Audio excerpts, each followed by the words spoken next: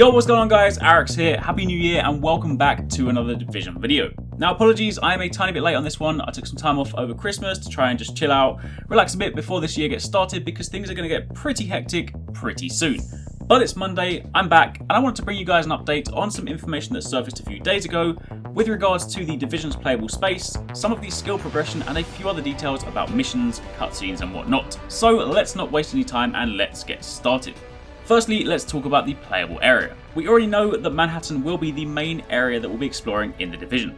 We've seen gameplay there, it's been mentioned by various developers on a number of different occasions, we've seen important landmarks like Madison Square Garden, we know that the E3 hands-on demo took place in and around Bryant Park, and we've also heard mention of Central Park. So in short, we know that Manhattan is going to be our playground.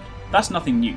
However, we also knew from as far back as 2013, where we saw this map, that Brooklyn should be accessible in some way, shape or form.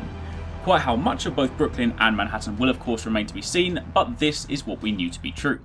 Pair that with the fact that the recent 13-second gameplay teaser we got as part of one of the last intelligence annexes last year was also set in Brooklyn, and things begin to look even more concrete. However, up until recently it was still speculation without any sort of official statement. But, according to a post on the French version of the official UbiuBlog, both Manhattan and Brooklyn will be explorable. Bear in mind, I don't speak French and this was translated, but the statement reads something like this. In Tom Clancy's The Division, you will explore a very large part of the iconic New York City.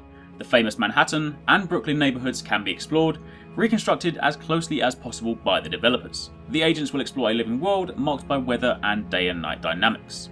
So there you have it. From the official UbiuBlog itself, both Manhattan and Brooklyn will be explorable in some capacity in the final game.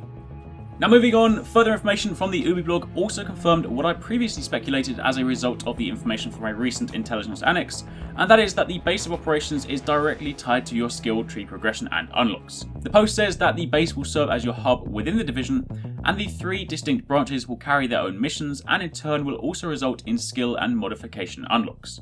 As a reminder, the 3 branches are security, medical and technology, as seen in the skill tree, and those icons also match those that we see on the most recent map screen, which are quite clearly missions for those corresponding branches.